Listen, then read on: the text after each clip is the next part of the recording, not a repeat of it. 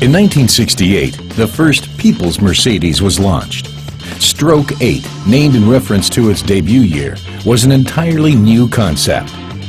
The cars, internally called W114 and 115, won the hearts of the customers, and about 2 million units left the assembly line, as much as the total Mercedes-Benz production sum from 1945 until 1968.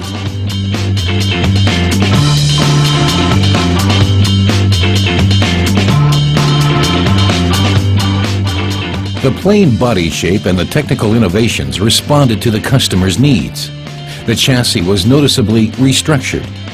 Additionally, Stroke 8 was supplied with a new rear axle, dubbed the diagonal swing axle, which allowed safe road handling.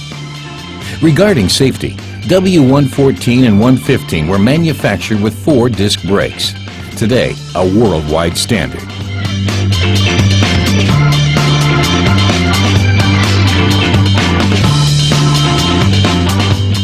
The original model variations of the range included 6 types, from the 200D with a 55 horsepower 4-cylinder diesel engine to the 250 with a 130 horsepower 6-cylinder carburetor engine.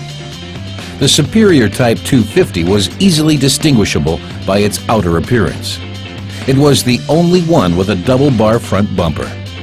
All diesel and gasoline-fueled 4-cylinders were assigned to the 115 series, and all 6 cylinders to the 114 series.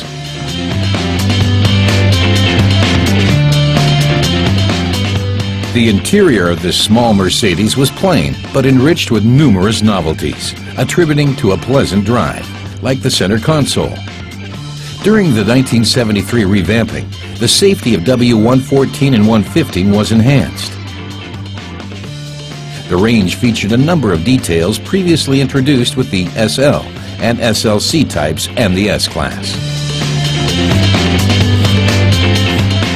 Interior controlled wing mirrors, dirt-repellent decorative screens at the A-pillars in order to keep the side windows clean in bad weather, molded dirt-repellent rear lights, and drip molding at the back window.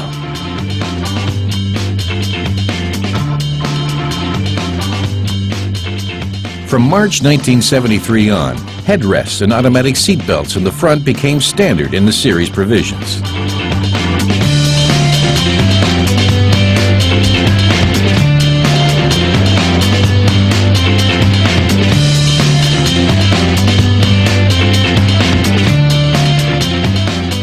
During development, new trials in active and passive safety were performed.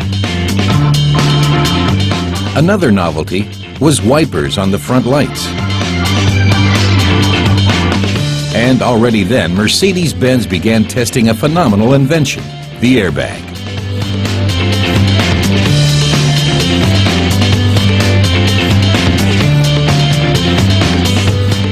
The improved models had also been visually adapted to fit the appearance of the S-Class.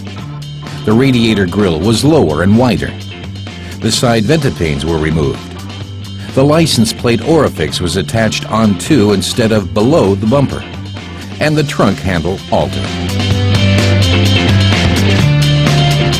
Also, the front end edge matched its older brother's outfit. Types 250 to 280E lost their front double bumpers, just like the coupe models. The visually upgraded Types 280 and 280E were the only sedans of the model range that kept the rear bumper.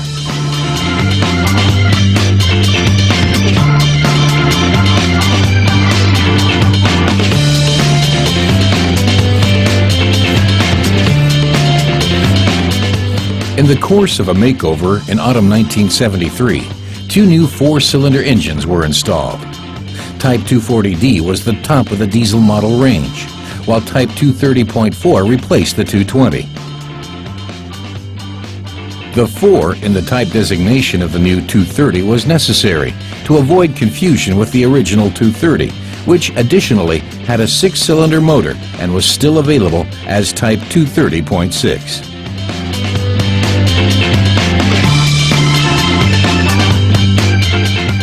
In July 1974, the model range was once more enhanced. Type 240D 3.0 was introduced to the world as the first 5-cylinder diesel, whose engine could produce 80 horsepower. In the context of the time, an extraordinary achievement.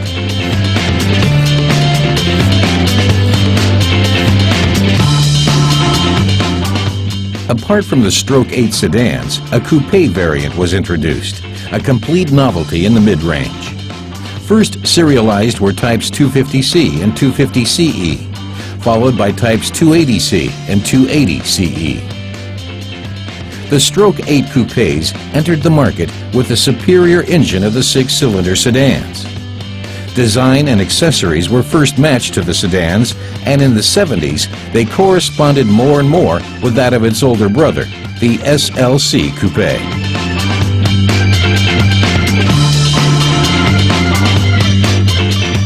In January 1976, the successors of Series 114 and 115 appeared on the stage.